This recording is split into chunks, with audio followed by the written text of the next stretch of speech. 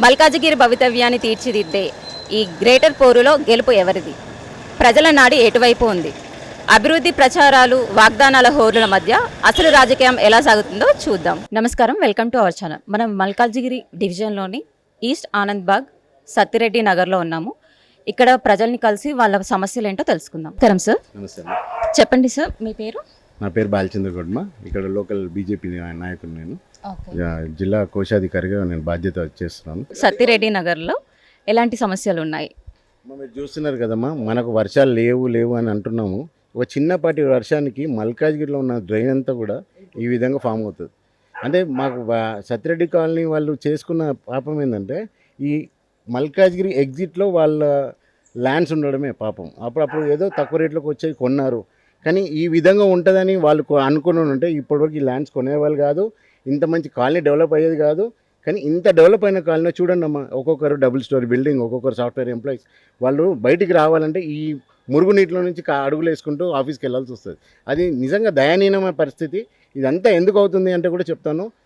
మల్కాజ్గిరికి ఈ సత్తిరెడ్డి కాలనీకి 2 water lanes వస్తాయమ్మా. ఒకటి ఎక్కడ ఏంటంటే ఈస్ట్ ఆనంద్బాగ్ నుంచి వస్తుంది, ఒకటేమో గౌతమ్ నగర్ నుంచి వస్తుంది. ఈ 2 డ్రైన్స్ అనేవి మెయిన్గా ఈ లైన్ వచ్చేసేసి మనకు గౌతమ్ నగర్ మిర్జాలగూడ నుంచి స్ట్రైట్గా వస్తుంది. ఇక్కడ ఏమైపోతుందంటమ్మా, ఇది 4 ఫీట్ లేన్. మీరు చూడండి, అంటే 4 మీటర్ డ్రైనేజ్ బాక్స్ డ్రైన్ ఇది.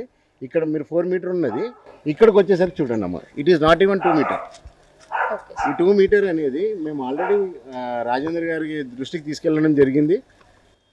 ఆయన ఏమన్నాడంటే, సికింద్రాబాద్ పార్లమెంటరీ నియోజకవర్గం కింద వస్తుంది కాబట్టి నేను మాట్లాడతాను, కిషన్ రెడ్డి గారితో మాట్లాడతాను. ఒక డ్రోన్ కెమెరా షూట్ కూడా చేయడం ఇక్కడ నుంచి సికింద్రాబాద్ నియోజకవర్గం. అదే కిషన్ రెడ్డి గారితో మాట్లాడుతున్నారు. హైడ్రా మంచి ఇల్లు ఉన్నాయి, కూలగొడుతుంది కదా, ఇవి ఎందుకు కూలగొడతలేదు? ఇక్కడ కనిపించట్లేదా అండి? హైడ్రాకి మేము ఒకటే అంటున్నామండి, డబ్బులు ఉన్న వాళ్ళ దగ్గర డబ్బులు తీసుకొని ఎన్ఓసీలు ఇవ్వడం కాదు. పేద ప్రజల పాటు వెంబడి ఉంటే మీరు నిజమైన గవర్నమెంట్ సిస్టమ్ అని ప్రూవ్ చేసుకుంటారు. లేకపోతే ఇదే విధంగా బ్లేమ్ అవుతూనే ఉంటారు. ఎంత మంచి పని చేసినా హైడ్రా పెట్టిన ఉద్దేశం మంచిది, కానీ కంప్లైంట్ ఇచ్చారా సార్? మీరు కంప్లైంట్ నమోదు చేశారు? ఎన్నోసార్లు ఇచ్చాము. అక్కడ corporator, local corporator Shobhan Reddy వాళ్ళ మిస్సెస్ కూడా మేము కంప్లైంట్ చేయడం జరిగింది. వాళ్ళు యాక్షన్ తీసుకుంటా అంటున్నారు, కానీ no one is coming up. అది మాకు బాధ. అమ్మ, ఇప్పుడు ఎన్ని రోజులకు ఒకసారి అన్నా వస్తున్నారు క్లీనింగ్ సిబ్బంది అని వాళ్ళు? అమ్మ, మొన్న నేను ఇక్కడ ఉన్నప్పుడే హైడ్రా వాళ్ళు వచ్చారమ్మా. అంటే అమ్మ, ఇంకొక చిన్న ఇదేంటని తెలుసా, స్క్వేర్ ఉంటే హెచ్ఎండబ్ల్యూఎస్కి వస్తుంది, రౌండ్గా ఉంటుంటే జిహెచ్ఎంసీకి వస్తుంది. ఇదంతా ఎవరిని కన్ఫ్యూజ్ చేయడానికి అమ్మ. ఇప్పుడు ట్యాక్స్ తీసుకునేది ఇది జిహెచ్ఎంసీకి తీసుకుంటున్నాం, ఇది హెచ్ఎండబ్ల్యూఎస్కి తీసుకుంటున్నాం అని ఎక్కడ తీసుకోవట్లేదు కదా. They are taking it as a whole. అట్లాంటప్పుడు ప్రతి ఒక్క బాధ్యత గవర్నమెంట్ బాధ్యత తీసుకొని వాళ్ళకి, మాకేం అవసరం అమ్మ హెచ్ఎండబ్ల్యూఎస్ దగ్గరికి వెళ్ళాలా, మా జిహెచ్ఎంసీ ఆఫీసర్స్ దగ్గరికి వెళ్ళాలా, మాకేం అవసరం? అంటే మామూలుగా మాకు అన్నీ తెలిసిన మేమే, మాకు పరిస్థితి ఇదంటే సామాన్యులు వాళ్ళు ఎప్పుడో ఒకసారి మున్సిపల్ ఆఫీస్కి వెళ్ళేవాళ్ళు, వాళ్ళకి ఏం తెలుస్తాయి ఇవన్నీ? నేను అంటున్నాను, డివైడ్ అండ్ రూల్ చేస్తున్నారమ్మా. అంటే పాపం ఇప్పుడు పెద్ద ఆయన ఉన్నాడు, ఆయనని ఇది మా కింద రాదు జిహెచ్ఎంసీ ఆయన అక్కడ పోవడం మానేస్తాడు, కానీ ఆయన ఎందుకు పోతాడు చెప్పండి? It is a responsibility of the government to come down, వచ్చి ప్రతి ఒక్కటి సొల్యూషన్ చేయాలి. కానీ ప్రతిదీ మాది కాదు, మీరు పక్కకి వెళ్ళండి, మీరు ఆ డిపార్ట్మెంట్కి వెళ్ళండి అని అంటే తిరగలేరమ్మా. అమ్మ, మీరు నేను ఏమంటున్నాను, లోకల్ వాళ్ళని అడగండి, వాళ్ళు ఇంకా క్లియర్గా చెప్పగలుగుతారు. మేము మాకు యాజ్ ఏ లీడర్స్గా మాకు కొంచెం అవగాహన ఉంది, కానీ లోకల్ వాళ్ళకి నిజమైన బాధ ఏందో తెలుస్తుంది. మీరు అక్కడ చూడండి మా, అక్కడ ఒక 3 ఫీట్ 4 ఫీట్ దాకా వాటర్ వచ్చేస్తాయమ్మా. 3 ఫీట్ వాటర్ మీకు ఇంకా లైన్స్ కనిపిస్తున్నాయి కదమ్మా, అక్కడ వీళ్ళు బయటకు కూడా రాలేరమ్మా పరిస్థితి. అయితే మనం వీడు వచ్చేసి మనకు 4 మీటర్ డ్రైనేజ్ బాక్స్ రాను బాటిల్ లెక్క అయిపోయింది. అక్కడికి వచ్చేసరికి మరీ మళ్ళా 10 ఫీట్ 5 ఫీట్ ఉంది.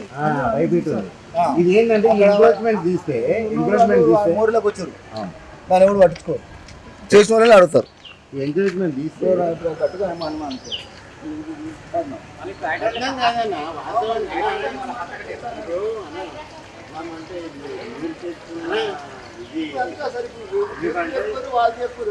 ఇప్పుడైతే ఇంత పెద్ద బిల్డింగ్ కట్టిండు మోరీ మీద, అందరూ ఒక రెఫరెండం ఇచ్చింటే ఆపేస్తుంది కదా బిల్డింగ్. సార్ చెప్పండి, మీరు కాలనీ ప్రెసిడెంట్గా మీరు ఎదుర్కొంటున్న ప్రాబ్లమ్స్ ఏంటి? అమ్మా, ఇప్పుడు నేను అందరు మున్సిపాలిటీలకు చెప్తున్నా, ప్రతి ఒక్క పార్టీలకు కూడా చెప్తున్నా, ఎన్ని సమస్యలు మాకున్నంత సమస్యలు అయితే ఎక్కడ లేవనుకుంటున్నాను. ఈ కంచి పెడితే అక్కడ దాకా మేడం మొత్తం బ్లాక్ అయిపోయింది వాటర్. దీంతో ఏం చేస్తున్నాయి, ఇక్కడ బ్లాక్ అయ్యి మొత్తం అందరి ఇళ్ళకు నీళ్ళు అందుతున్నాయి. దాంతో మాకు పెద్ద సమస్య అయితే తయారైపోయింది. ఇది మొత్తం కాలనీ వాళ్ళు మీకు కంప్లైంట్ చేస్తున్నారా? కంప్లీట్ ఎప్పుడు వస్తూనే ఉంటారు మున్సిపాలిటీ వాళ్ళు. ఇప్పుడు అయితే హైదరాబాద్ అయితే మళ్ళీ ఇప్పుడు అసలు లేరు. ఇదివరకన్నా పోయినసారి మంచిగా వచ్చారు, ఈసారి అసలు కూడా లేరు, ఏం పట్టించుకుంటలేరు మమ్మల్ని. ఈ ప్రభుత్వం వచ్చిన కాంచి ఇలా అవుతుందంటారా? ఇది ఏ ప్రభుత్వం అయినా కానీ అన్ని అట్లే ఉండదమ్మా, ప్రతి ప్రభుత్వం కానీ అంతే. ఏ ప్రభుత్వం అయితే వీళ్ళు పట్టించుకోరు. ఆ మున్సిపాలిటీలు మరి ఏం చేస్తున్నారో, హైదరాబాద్లో ఏం చేస్తున్నారో మాకు ఏదో అర్థమవుతలేదు ఎన్ని సంవత్సరాలుగా ఇలా జరుగుతుంది మేడం.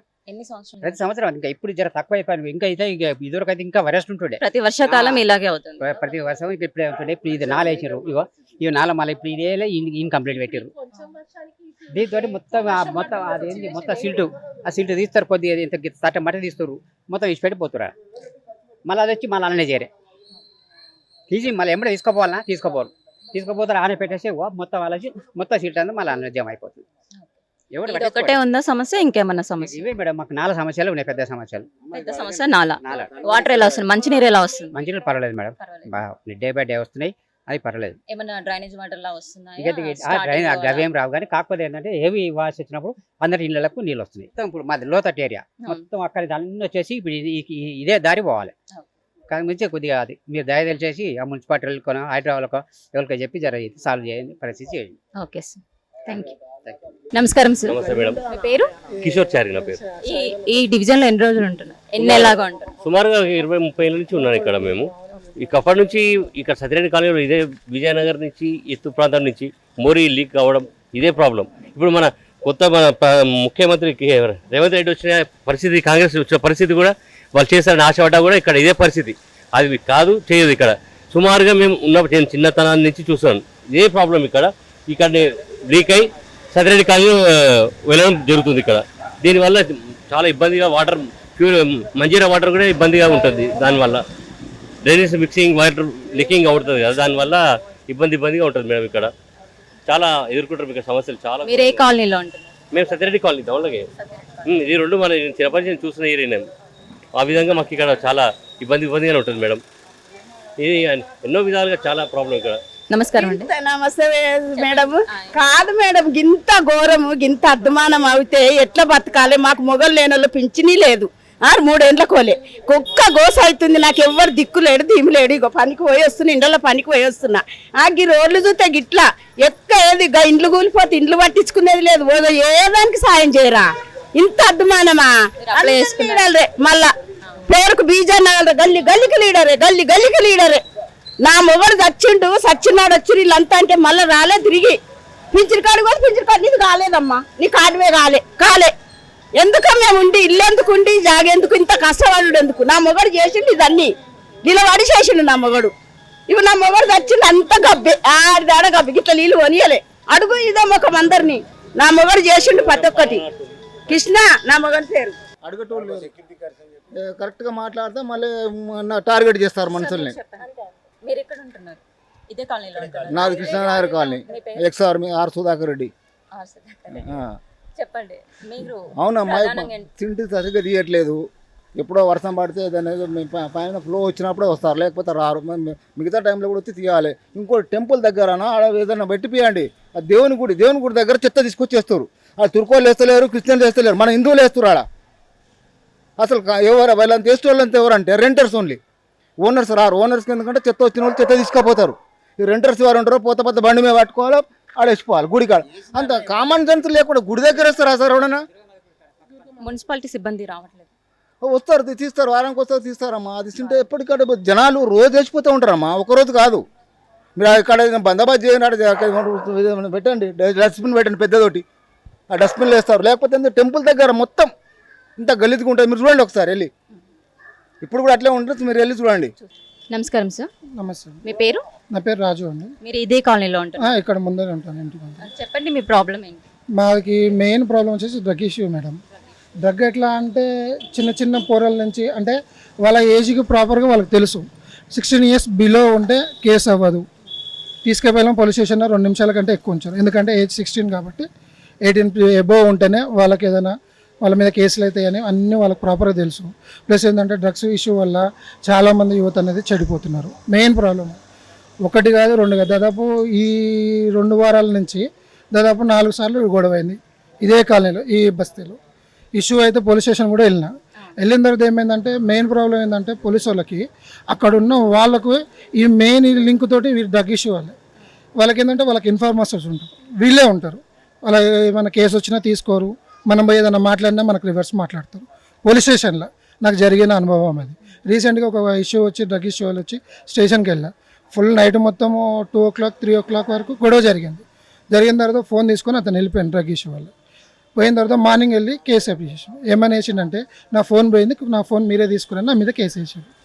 నేను వెళ్ళి పోలీస్ స్టేషన్కి వెళ్ళి పోలీస్ స్టేషన్లో నా మీదనే రివర్స్ చేసి నా మీదనే ఓవర్గా మాట్లాడుతున్నా. అక్కడ ఉన్న సిఐ కానీ ఎస్ఐ కానీ వాళ్ళకి ఫేవర్గా మాట్లాడుతారు. ఎందుకనంటే ఇప్పుడు వాళ్ళకి ఈ ఏదైతే ఇన్ఫార్మర్స్ వీళ్ళు ఉన్నారో వీళ్ళు చెప్పిన మాటనే అక్కడ ఇష్యూ అవుతుంది తప్ప మనం పోయి ఏదైనా మాట్లాడుతుంది కూడా మనం మాట్లాడితే మన మీద ఏదైనా ఈరోజు నువ్వు మాట్లాడినావు కదా నా గురించి, సరే సాయంత్రం నేను చూసుకుంటాను ఈ సంగతి, బ్లేడ్లు పెట్టుకొని కానీ కత్తులు పెట్టుకొని కానీ తిరగడం కానీ ప్రతి ఒక్కటి ఇష్యూ అవుతుంది.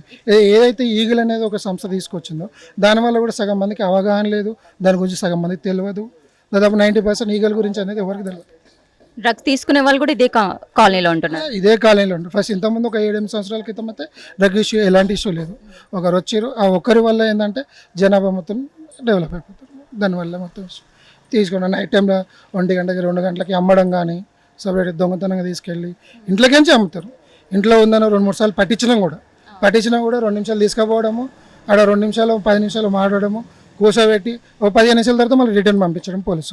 పోలీసు వాళ్ళు వాళ్ళకి సపోర్ట్ చేస్తున్నారండి. వాళ్ళకే సపోర్ట్ చేస్తున్నారు మేడం. ఆ సపోర్ట్ చేసినందుకు మేము వెళ్ళి మాట్లాడితేనే మా మీద ఇష్యూ వెళ్ళి మా మీదనే ఇంకా ఎక్స్ట్రా వాళ్ళని ఏమనకుండా పక్కన మా అమ్మ పంటే వేసి పక్క కూర్చోబెడుతున్నారు ఒక 15 నిమిషాలు 20 నిమిషాలు.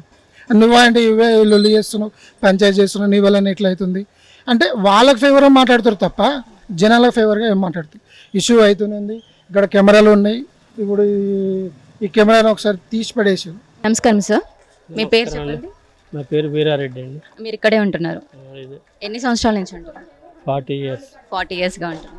మీ ప్రాబ్లం ఏంటి? మేము 82లో వచ్చినాం ఇక్కడికి. అవునా? 84లో ఇల్లు కట్టుకున్నాం. అప్పటి నుండి ప్రస్తుతం మీరు ప్రాబ్లం ఏంటి చెప్పండి. ప్రజెంట్ ప్రాబ్లం అంటే ఇదే, ఈ మోరీ హైట్ లేపారు కొద్దిగా, ఒక 10 inches అంత హైట్ లేపి రూప్ తీసేసి, పాత రూప్ తీసేసి కొత్తగా రూప్ వేసినారు. వేసే వరకు ఇప్పుడు పాత రోడ్డుకు దీనికి 1 feet డిఫరెంట్ అయింది. ఈ ప్రకారంగా ఇక్కడి నుంచి అక్కడికి ఒక 3 రోడ్లు ఉన్నాయి. అక్కడ లాస్ట్ కూడా ఒకటి ఉంది కానీ అది వేసారు. ఈ 3 రోడ్ల నుంచి నీళ్ళ ప్రెషర్ అక్కడ వచ్చి ఇటు తిరుగుతుంది వాటరు. ఇటు తిరిగి ఏమవుతుందంటే వచ్చి ఇక్కడి వరకు ఆగి, ఇందులో ఈ 3 కొత్తవి, మాది పాతది అపార్ట్మెంటు, ఈ 3 ఒకటి మాత్రం జర కొత్త ఇళ్ళు కాబట్టి ఈ 3 ఇండ్లకు పోవు. తక్కిన ఈ 2 ఇండ్లు, ఆ లాస్ట్ ఇల్లు ఇండ్లకు మాత్రం మొత్తం ఫుల్ వాటర్ పోతుంది. వాటర్ క్లీన్ చేయడానికి ఏమైనా పంపిస్తున్నారు? జిహెచ్ఎంసీ వాళ్ళు ఏమైనా హెల్ప్ చేస్తున్నారు? వస్తారు, హైడ్రా అని పెట్టిండ్రు. అప్పుడు ఫస్ట్ టైం ఉన్న హైడ్రా వాళ్ళు మంచిగా పనిచేసిపోయినరు. ఇప్పుడు ఏదో వేరే వాళ్ళు వచ్చినట్టుంది. వాళ్ళు ఏడంగా వస్తారు, ఏడంగా పోతారు. ఒక 2 days కనపడరు. ఇక తర్వాత నెక్స్ట్ డే నుంచి మళ్ళీ కనపడతలేరు. ఎక్కడ వచ్చినా వాళ్ళు ఒక 10 మంది గ్యాంగ్ వస్తారు. ఆ 10 మంది గ్యాంగ్ వచ్చి ఎక్కడ ఉన్నా ఒకటే దగ్గర ఉండి చేస్తారు కానీ మనం ఏం చెప్పినా వాళ్ళు పట్టించుకోరు, వినరు. ఏమన్నా అంటే మా సారుకు చెప్పుకోరు ఉంటారు. కమస్కం ఈ 3 రోడ్లకు బురద వస్తుంది మెయిన్. ఇదొకటి, ఆ చౌరస్తా వరకే ఇది. ఒక లాస్ట్ శ్రీనివాసరెడ్డి ఇంటి దగ్గర ఒకటి, ఈ మధ్యన ఈ గుడిది. ఈ 3 రోడ్లకు మొత్తం బురద. దీన్ని సాఫ్ చేయలేక మాది షాపు, మీరే క్లీన్ చేసుకుంటున్నారు. పబ్లిక్ ఇక బురద దొక్కొస్తారనే ఉద్దేశంతో మేమే సాఫ్ చేయక తప్పలేదు ఈ పరిస్థితి. ఈ రోడ్డు ఇది వేసినప్పుడు ఏం చేశారంటే రేపు లేదు ఎల్లుండే వచ్చేస్తాం అనుకుంటా ర్యాంప్ కూడా వేయకుండా పోయినరు. మళ్ళీ మొత్తుకోగా ఇంత మట్టి తెచ్చి ఈ మట్టి పోసారు. ఇప్పటికీ 5-6 పడిపోయినారు ఇక్కడ. జస్ట్ ఒకరికైతే ఆ మెట్టు మీద పడేవాళ్ళు లేడీ, ఆ తలకాయ పలిగేది. బైకిస్మత్ ఆమెకు ఆ రోజు అట్లుంది. ఒకటి ఆటో పడిపోయింది.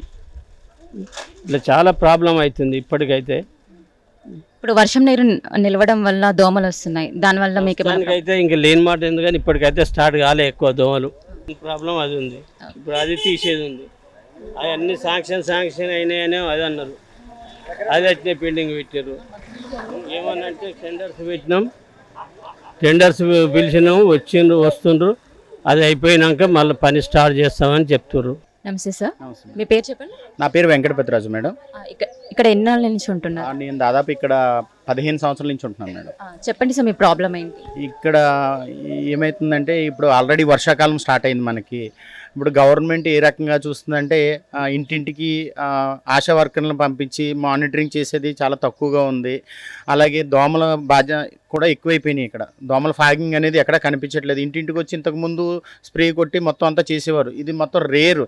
ఎవరైనా కంప్లైంట్ ఇస్తే వస్తున్నారు తప్ప ఇప్పుడు ఎవరైతే రావట్లేదు. అలాగే ఇప్పుడు గర్భిణీ స్త్రీలకి వచ్చి చెక్కింగ్ అనేది నార్మల్గా జరుగుతుంది. బట్ ఆశా వర్కర్లు కూడా వాళ్ళు మాట్లాడుతుంటే మాకు సరైన జీతాలు రావట్లేదని కూడా వాళ్ళు కంప్లైంట్ చేస్తున్నారు. మీరు ఎవరైనా వచ్చి మాట్లాడండి బీజేపీ వాళ్ళు అంటే బీజేపీ వాళ్ళు ఎవరు అధికారంలో లేరు అన్నట్టు మాట్లాడుతున్నారు. అలాగే దోమల సమస్య మాత్రం చాలా ఎక్కువ ఉంది.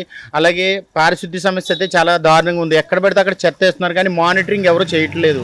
ఈ వర్షాకాలం వస్తుంది, ఎక్కడ పడితే అక్కడ చెట్లు కొట్టట్లేదు, ఒకవేళ పడ్డా కూడా ఎవరు తీయట్లేదు సరిగ్గా. అలాగే ఎక్కువ సమస్యలు అయితే చాలా ఉన్నాయి మేడం. ఇక్కడ చూస్తుంటే టెంపుల్ పక్కనే చెత్త వేస్తున్నట్టు కనిపిస్తుంది. అవును మేడం, అదేంటి మీరు కంప్లైంట్ ఏమైనా ఇచ్చారా?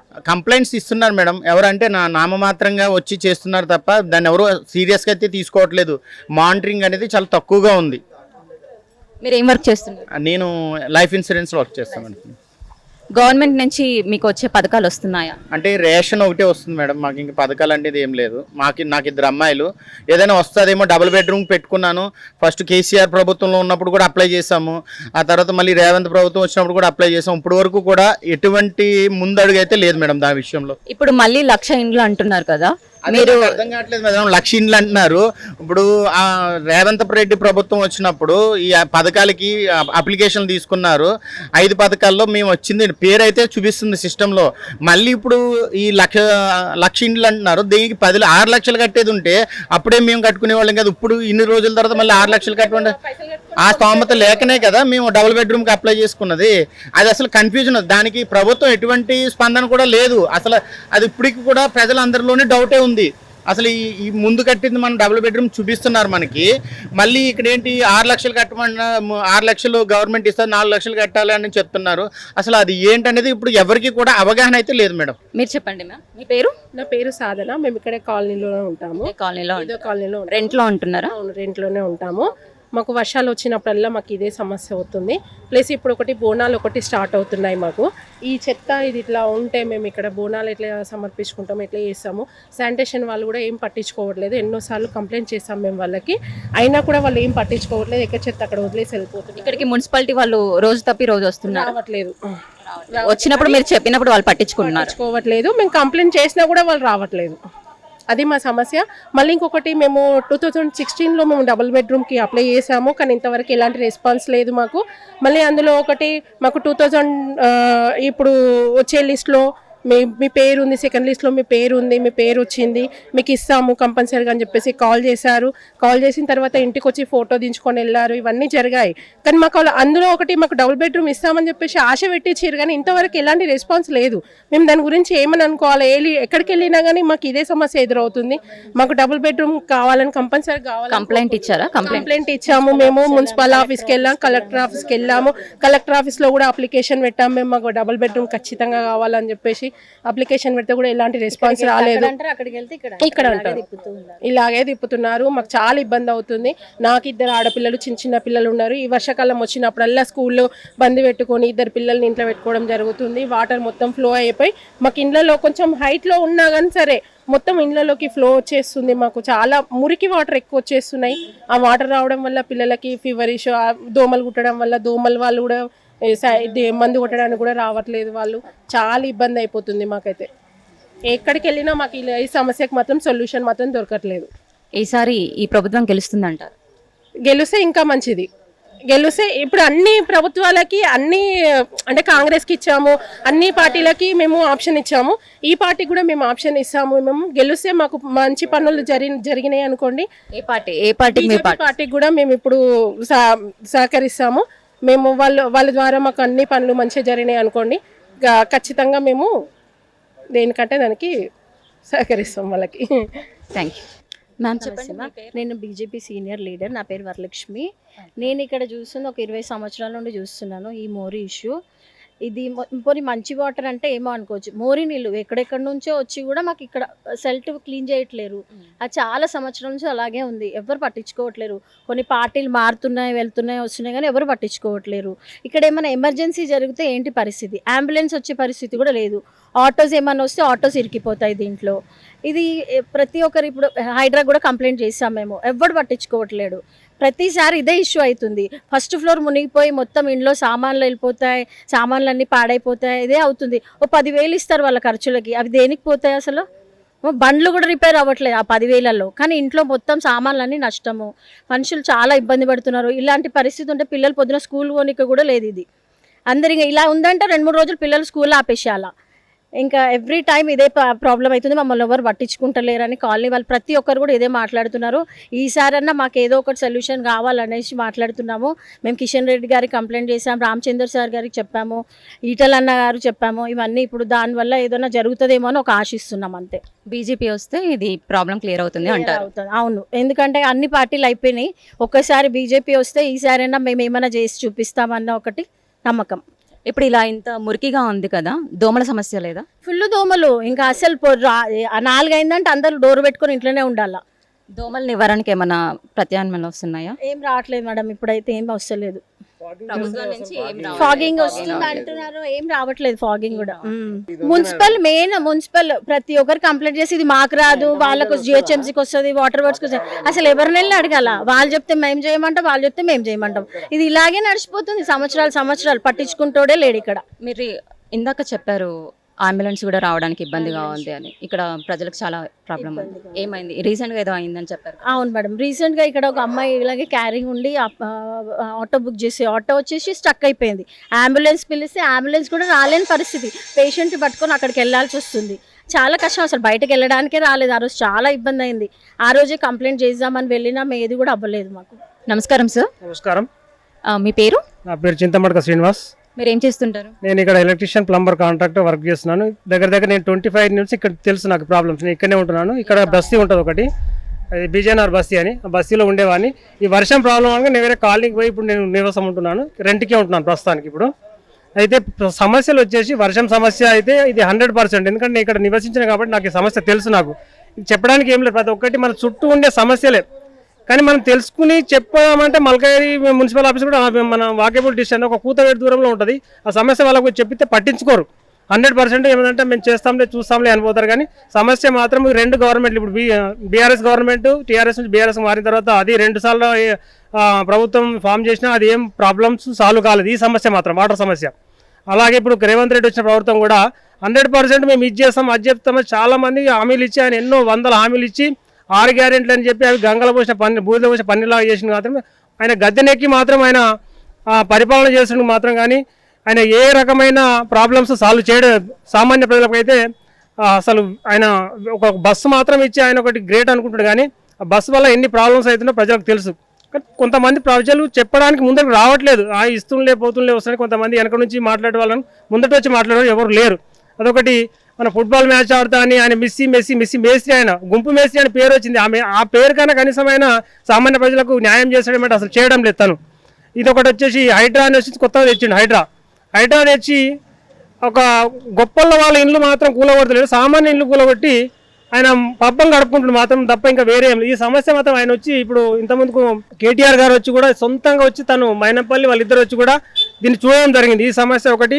నమస్తే మ్యామ్. నమస్తే అండి. మీ పేరు చెప్పండి. నా పేరు బబిత అండి. ఈ కాలనీలో ఎన్ని నెలలుగా ఉంటుంది? నేను ఒక 10 years నుంచి ఉంటున్నాను. 10 years నుంచి ఉంటున్నాను. ఏంటంటే సమస్య స్ట్రీట్ డాగ్ సమస్య అండి. ఏం చేస్తున్నారు, పక్క కాలనీ నుంచి పట్టుకెళ్తున్నారు, కంప్లైంట్ చేస్తే మళ్ళీ తీసుకొచ్చి మా కాలనీలో వదిలిపెడుతున్నారు. అది ఏమవుతుందంటే స్కూల్ పిల్లలు వెళ్ళేటప్పుడు వాళ్ళ మీద ఎగబడుతుంది, ఖర్చేస్తుంది అనమాట, పట్టేసేసుకుంటుంది. ఇక బండి మీద వెళ్ళే వాళ్ళ మీద అంతా ఎగబడుతుందండి స్ట్రీట్ డాగ్స్. చాలా అసలు అన్బేరబుల్ అనమాట. మీరు కంప్లైంట్ ఇస్తే కంప్లైంట్ రైజ్ చేస్తే వస్తున్నారు, పట్టుకెళ్తున్నారు, మళ్ళీ తీసుకొచ్చి వేరే వీధిలో వదిలిపెడుతున్నారు. సేమ్ ఏరియాలో మళ్ళీ తీసుకొచ్చి వదిలిపెట్టేస్తున్నారు. కొన్ని ఏంటంటే మమ్మల్ని రికగ్నైజ్ చేస్తుంది, ఏమనట్లేదు.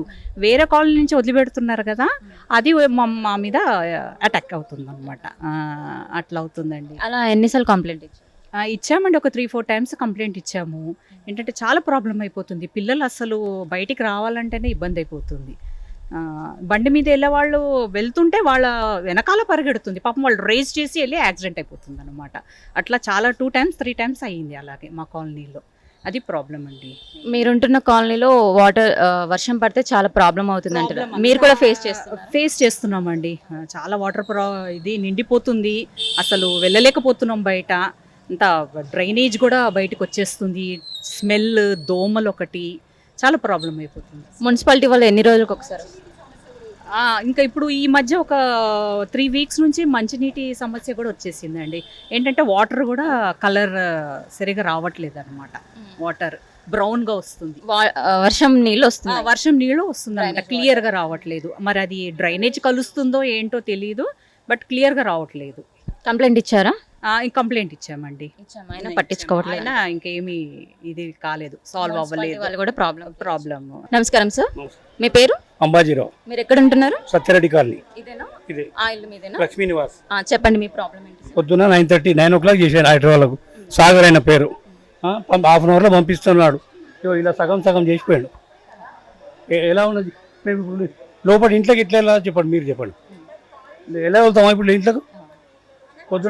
పొద్దున కొద్దిగా 2 feet క్లీన్ చేసుకొని బయటకు వచ్చిన నేను చేస్తున్నది పంపించినాడు. ఏం పంపించిండు, ఏం చేసిండు, ఎలా వెళ్తారు బండి తీసుకొని బయటికి? చూడండి మీరు. ఎన్ని రోజులకు ఒకసారి వస్తున్నారు సార్ వాళ్ళు? ఏది ఇప్పుడు మొదలు మున్సిపాల్లో ఉన్నప్పుడు నెక్స్ట్ డే వస్తుండే పొద్దున్నే, ఇప్పుడు 2 రోజుల వరకు వస్తలేరు. మొన్న అట్లనే 3 days చేసిరు మొన్న అయితే. ఇంత ప్రాబ్లం ఉందని చెప్తున్నా, వాళ్ళ రెస్పాన్స్ ఏంటి అసలు? ఏమంటున్నారు మీతో? ఇప్పుడు చెప్తుంటే 4 hours తర్వాత వస్తుంది. 4 hours తర్వాత అది కూడా ఇప్పుడు నేను 9:30 చేసా, వస్తామని చెప్పేసి రావట్లేదు అంతే. ఒక చిన్న సీరియస్ ఇష్యూ చెప్తాను. ప్రతి దగ్గర సిల్ట్ తీస్తున్నారు. సిల్ట్ తీసి ఏం చేస్తున్నారంటే ఆ సిల్ట్ని పచ్చిగా ఉందని చెప్పేసి అక్కడనే ఉండి దాన్ని 3 రోజులు ఎత్తట్లే. అది డ్రై కావాలంట. నెక్స్ట్ రోజు వర్షం వస్తే మళ్ళీ అందులోకే పోతుందా? తెలివినోడు చేసే పనేనా? ఇంత ఘోరంగా ప్రభుత్వం పనిచేస్తే సామాన్య మానవులకు ఏ విధంగా మనకు న్యాయం జరుగుతుందో చెప్పండి. ఇప్పుడు ఐటీ ప్రొఫెషనల్స్ ఉన్న ఇంట్లో నుంచి ఎట్లా పోతారమ్మా? మంచిగా ఉన్నది ఇమీడియట్గా ఎత్తేయాలి. ముందుగా డిమాండ్ చేసేది అదే. వర్షాకాలంలో మినిమం వర్షాకాలంలో సిల్ట్ తీస్తే ఇమీడియట్గా ఎత్తాలి, లేకపోతే అంతే. ఇంతకుముందు చెయ్యండి లేదా? ఇంతకుముందు గవర్నమెంట్ చేసింది కదా. నడవడానికి కూడా లేదు, జారి పడిపోతారు అందులో. ఎంతెంత మోడర్నైజ్ అవుతున్నామో అంతంత ఘోరం అవుతుంది పరిస్థితి. నేనే పడిపోయినా. నమస్కారం. గ్రేటర్ పీఠం దక్కించుకునేందుకు అధికార పార్టీలు వ్యూహాలకు పదును పెడుతున్నాయి. ఎన్నికల వేడి తారాస్థాయికి చేరిన వేళ గల్లీ గల్లీలో రాజకీయం రంజుగా మారుతుంది. ఇవి మల్కాజిగిరిలోని ఈస్ట్ ఆనంద్ బాగ్ డివిజన్లోని వివరాలు. మరిన్ని వివరాలతో మరో డివిజన్లో మళ్ళీ కలుసుకుందాం. Thank you.